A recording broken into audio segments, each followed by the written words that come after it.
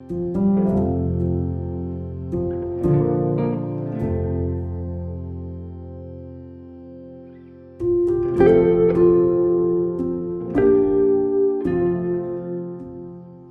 our last passage, we covered general instructions Paul gave for how Christians should act.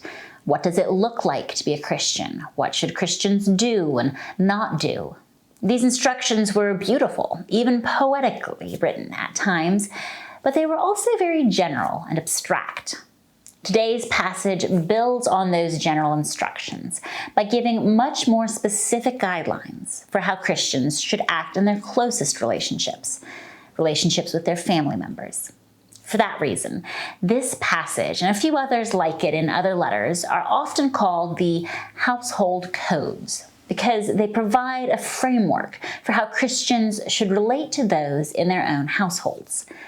In order to understand this passage, then, it is important for us to have at least a basic understanding of households in the Roman world, the context in which Paul's original readers lived. And the first thing you have to understand is a household was considered to be more than just the parents and children. It also included servants and slaves. At the head of each household was the father of the family, the paterfamilias, who had complete authority over his household, especially his children. In fact, his authority under Roman law was so great that he could even mete out a death sentence on one of his children, if he chose to, though it was relatively rare. The wife, meanwhile, was responsible for the affairs of the household. In wealthy families, that often included managing multiple estates. Children in the Roman world had a hard life. In addition to the risk of diseases, infanticide was routinely practiced, especially if the child had some sort of congenital handicap or seemed weak at birth. Until the age of 7, children were still considered infants.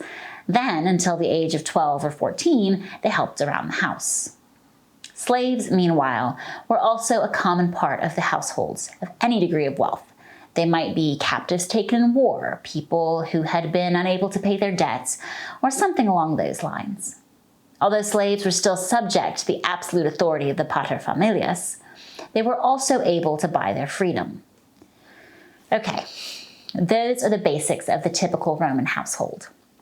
Having laid that out, there are two parts of this passage that we, as modern Western readers, tend to struggle with.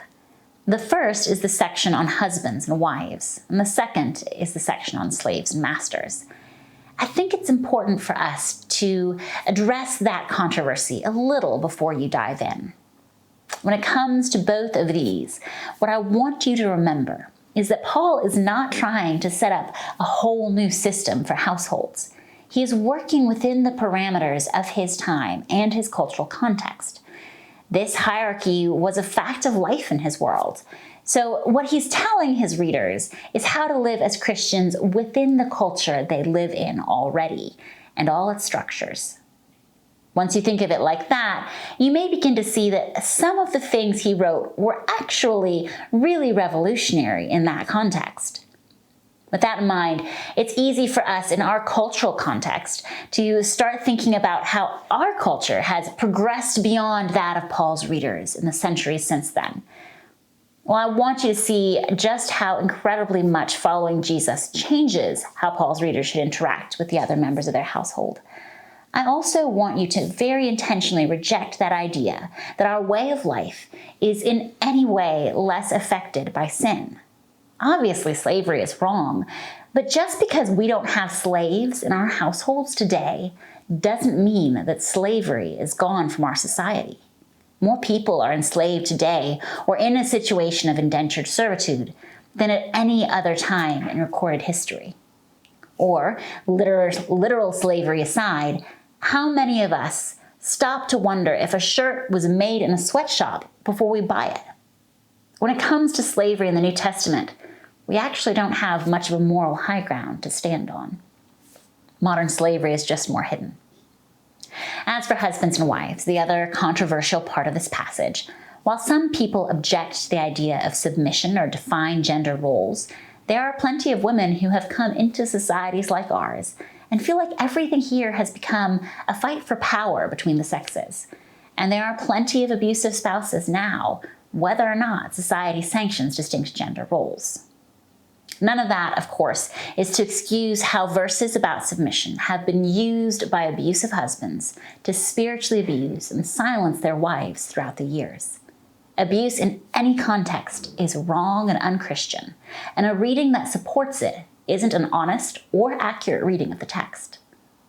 All of this to say, when you read this passage, I want you to come to it humbly, just like we should approach all Scripture with humility.